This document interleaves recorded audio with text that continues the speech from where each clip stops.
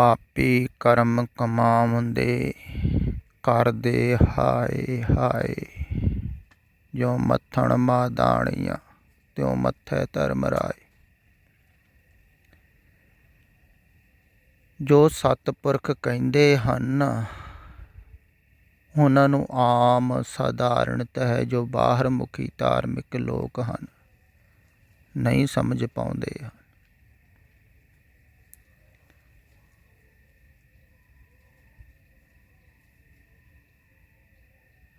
ਹੁਣ ਦੇਖੋ, ਖਿਆਲ ਕਰੋ,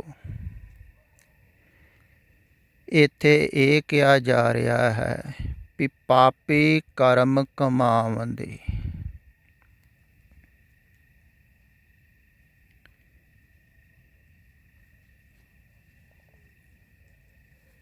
ਜਿਹੜਾ ਮਨ ਪਾਪੀ ਹੈ ਤੋ ਉਸ ਮਨ ਦੁਆਰਾ ਜਿਹੜਾ ਵੀ ਕਰਮ ਹੋਵੇਗਾ ਉਹ ਹੀ ਪਾਪ ਨੂੰ ਵਧਾਵੇਗਾ।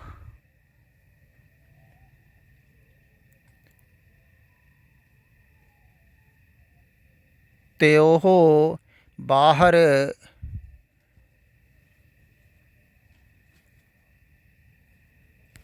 ਕਰਮਾਂ ਨੂੰ ਪਾਪਾਂ ਦੇ ਨਾਲ ਨਹੀਂ ਜੋੜਦੇ ਹਨ। ਖਿਆਲ ਵਿੱਚ ਰੱਖੋ।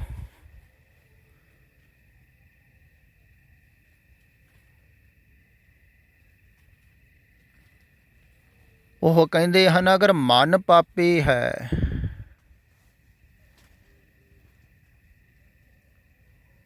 ਤਾਂ ਮਨ ਪਾਪੀ ਕਿਵੇਂ ਹੁੰਦਾ ਹੈ? ਜਿਹੜੇ ਮਨ ਦੇ ਵਿੱਚ ਵਾਸ਼ਨਾ ਹੈ,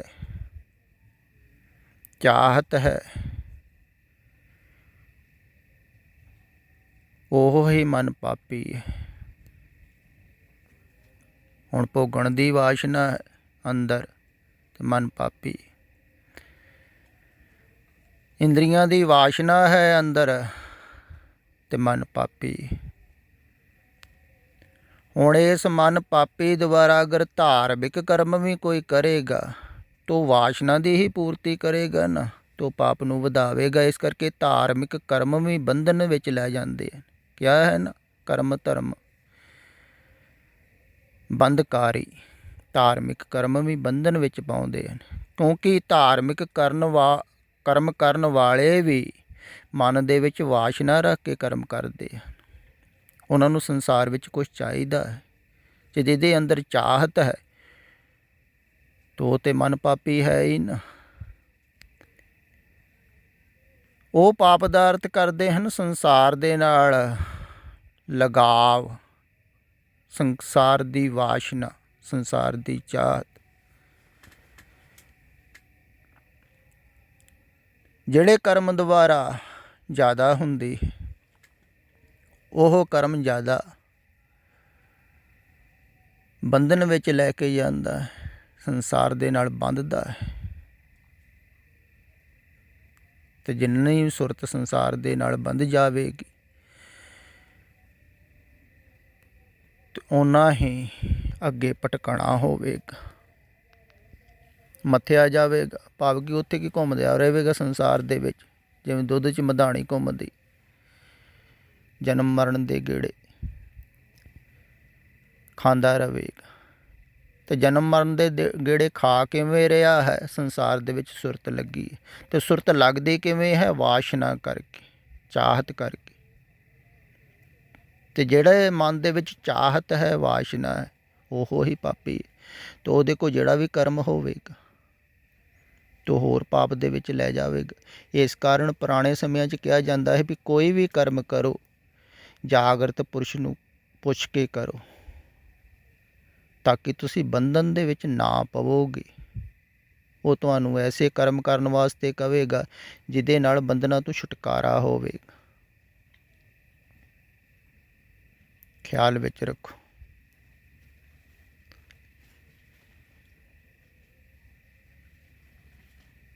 ਤੇ ਮਨ ਦੇ ਅੰਦਰ ਅਗਰ ਵਾਸ਼ਨਾ ਹੈ, ਚਾਹਤ ਹੈ, ਹੁਣ ਤੁਸੀਂ ਖਿਆਲ ਕਰੋ ਜਿਹਦੇ ਅੰਦਰ ਜੀਭ ਦੇ ਸਵਾਦ ਲੈਣ ਦੀ ਚਾਹਤ ਹੈ, ਸਵਾਦਿਸ਼ਟ ਭੋਜਨ ਕਰਨ ਦੀ, ਤੋ ਆਪਣੇ ਸਵਾਦ ਵਾਸਤੇ ਕਿਸੇ ਜੀਵ ਨੂੰ ਮਾਰਦਾ ਹੈ। ਤਾਂ ਮਾਰ ਕਾਹਦੇ ਵਾਸਤੇ ਰਿਹਾ ਹੈ? ਜੀਵ ਦੇ ਸਵਾਦ ਵਾਸਤੇ।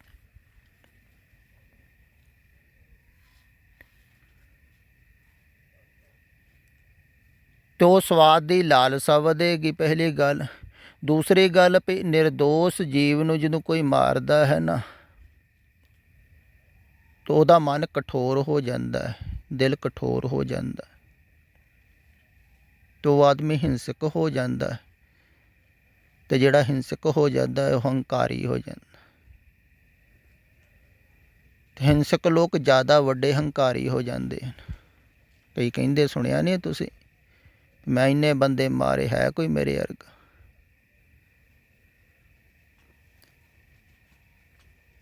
ਤਾਂ ਹਿੰਸਾ ਦੁਆਰਾ ਬਾਹਰ ਸੁਰਤ ਜ਼ਿਆਦਾ ਜੁੜਦੀ ਹੈ।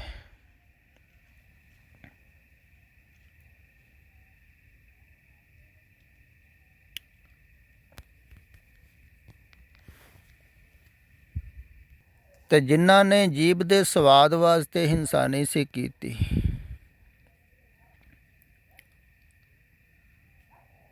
ਅਤੇ ਨਹੀਂ ਕਰ ਰਹੇ ਹਨ, ਜਿਵੇਂ ਹੁਣ ਜਾਨਵਰ ਹਨ,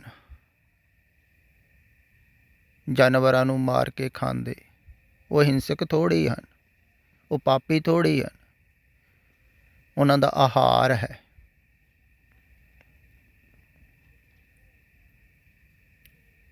ਤੋ ਜੀਣ ਵਾਸਤੇ ਆਹਾਰ ਕਰਦੇ ਹਨ, ਨਾ ਹੀ ਉਹ ਸਵਾਦ ਵਾਸਤੇ ਕਰ ਰਹੇ ਹਨ।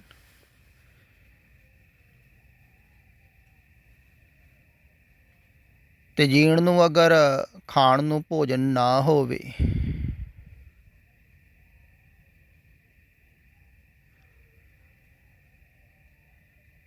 ਅਤੇ ਸਰੀਰ ਨੂੰ ਬਚਾਉਣ ਵਾਸਤੇ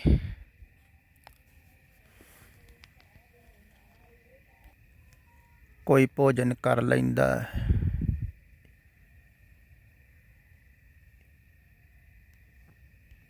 ਇਹੋ ਹਦਾਇਤ ਗੁਰੂਆਂ ਨੇ ਦਿੱਤੀ ਸੀ ਆਪਣੇ ਸਿੱਖਾਂ ਨੂੰ ਵੀ ਤੁਸੀਂ ਕਿਸੇ ਐਸ ਜਗ੍ਹਾ 'ਤੇ ਪਹੁੰਚ ਜਾਓ ਜਿੱਥੇ ਖਾਣ ਨੂੰ ਕੋਈ ਭੋਜਨ ਨਾ ਹੋਵੇ,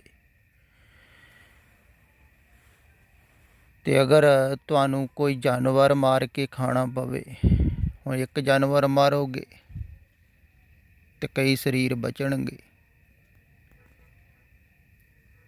ਅਤੇ ਕਈ ਸਰੀਰਾਂ ਨੂੰ ਬਚਾਉਣ ਵਾਸਤੇ, ਤਾਂ ਪਾਪ ਥੋੜ੍ਹੀ ਹੋਇਆ। ਅਤੇ ਪਾਪ ਪੁੰਨ ਦੀ ਪਰਿਭਾਸ਼ਾ ਬਾਹਰੋਂ ਨਹੀਂ ਹੁੰਦੀ ਹੈ। ਪਾਪੀ ਪੁੰਨੀ ਆਖਣ ਨਾ ਹੈ, ਖਿਆਲ ਵਿੱਚ ਰੱਖੋ। ਦਰਅਸਲ ਪਾਪ ਉਹ ਹੀ ਹੈ ਜਿਹਦੇ ਕਰਮ ਦੁਆਰਾ ਸੁਰਤ ਬਾਹਰ ਜੁੜ ਜਾਵੇ। ਹੁਣ ਧਾਰਮਿਕ ਲੋਕਾਂ ਦੀ ਵੀ ਸੁਰਤ ਬਾਹਰ ਜੁੜ ਰਹੀ ਹੈ। ਹੁਣ ਜਿੰਨੇ ਵੀ ਉਹ ਕਰਮ ਕਰਦੇ ਹਨ, ਉਹ ਵਾਸ਼ਨਾ ਕਰਕੇ, ਚਾਹਤ ਕਰਕੇ ਹੋ ਰਹੇ ਹਨ। ਸੰਸਾਰ ਵਿੱਚ ਕੁਝ ਚਾਹੀਦਾ ਹੈ। ਹੁਣ ਜੀਵ ਦੇ ਸਵਾਦ ਵਾਸਤੇ ਉਹ ਬਾਹਰ ਭਟਕ ਰਹੇ ਹਨ। ਧਾਰਮਿਕ ਲੋਕ ਬਹੁਤ ਸਵਾਦਿਸ਼ਟ ਭੋਜਨ ਕਰਦੇ ਹਨ। ਹੁਣ ਤਾਂ ਕਈ ਧਾਰਮਿਕ ਸਥਾਨਾਂ 'ਤੇ ਵੀ ਲੰਗਰ ਲੱਗਦੇ, ਬੜੇ ਸਵਾਦਿਸ਼ਟ, ਅਤੇ ਸਵਾਦਿਸ਼ਟ ਭੋਜਨਾਂ ਦੀ ਚਰਚਾ ਹੁੰਦੀ।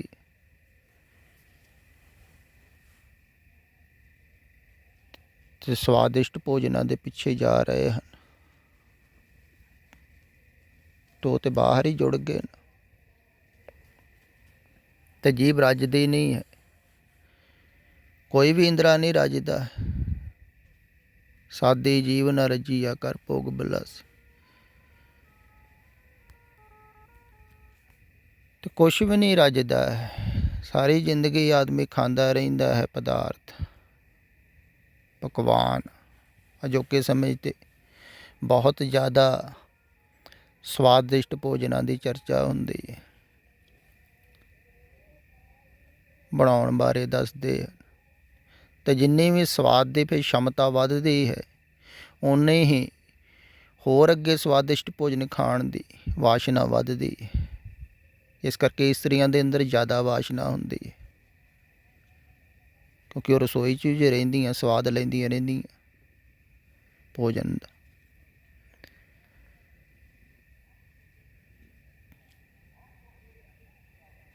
ਤੇ ਸਵਾਦ ਸੰਸਾਰ ਦੇ ਨਾਲ ਜੋੜਦਾ ਹੈ। ਜੀਭ ਦੁਆਰਾ ਬਾਹਰ ਭੋਜਨ ਦੇ ਨਾਲ ਜੁੜ ਰਿਹਾ ਬੰਦਾ। ਤੇ ਜਿਹੜੇ ਕਰਮ ਦੁਆਰਾ ਸੰਸਾਰ ਦੇ ਨਾਲ ਜੁੜਿਆ ਜਾਂਦਾ ਹੈ, ਖਿਆਲ ਵਿੱਚ ਰੱਖੋ, ਉਹ ਕਰਮ ਹੀ ਪਾਪ ਨੂੰ ਵਧਾਉਂਦਾ ਹੈ, ਕਿਉਂਕਿ ਸੁਰਤ ਹੋਰ ਜੁੜਦੀ।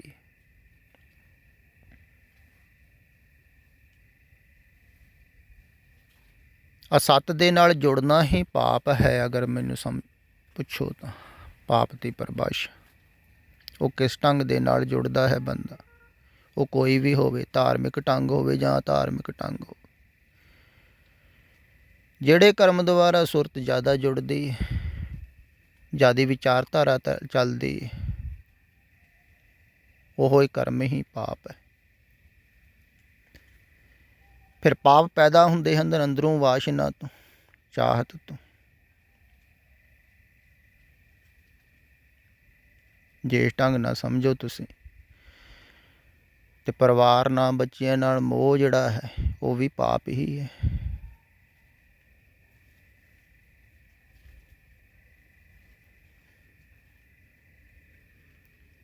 ਉਹ ਵੀ ਸਰੀਰਾਂ ਤੇ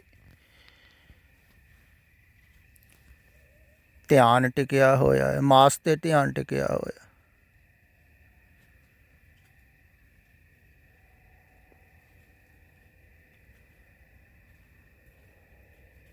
ਫਿਰ ਜਿਹੜੇ ਮਾਸ ਦੇ ਨਾਲ ਮੋਹ ਹੈ ਉਹਨੂੰ ਆਦਮੀ ਬਚਾਉਂਦਾ ਹੈ, ਉਹਦਾ ਧਿਆਨ ਰੱਖਦਾ ਹੈ।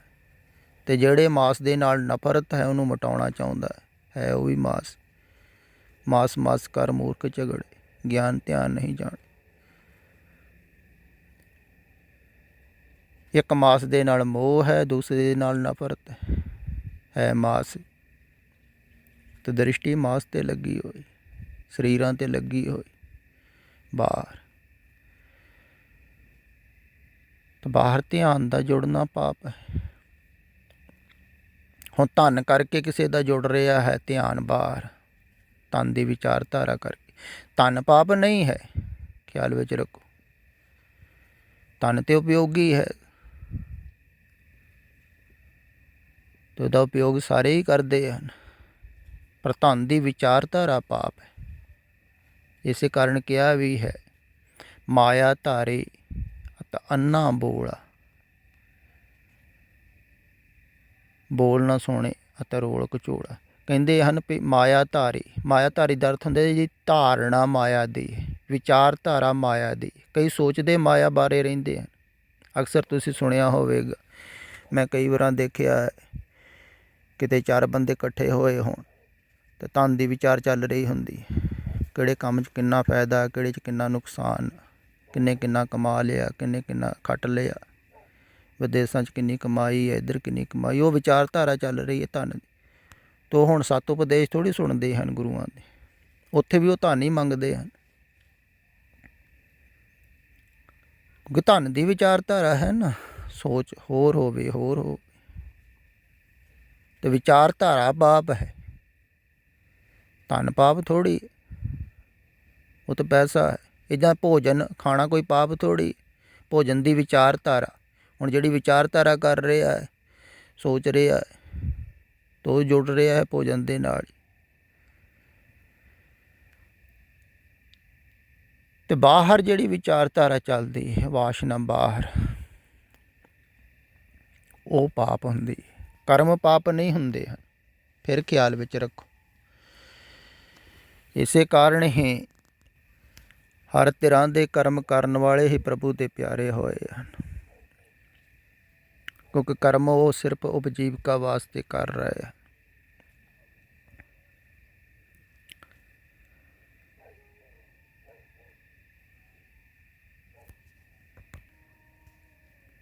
ਤੇ ਪਾਪ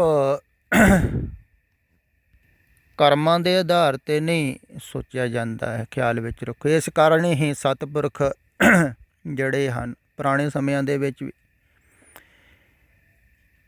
ਕਈ ਸਾਧਕਾਂ ਨੂੰ ਉਹ ਕਰਮ ਕਰਨ ਵਾਸਤੇ ਦੱਸਦੇ ਸਨ ਕਈਆਂ ਨੂੰ ਵਰਜਦੇ ਸਨ।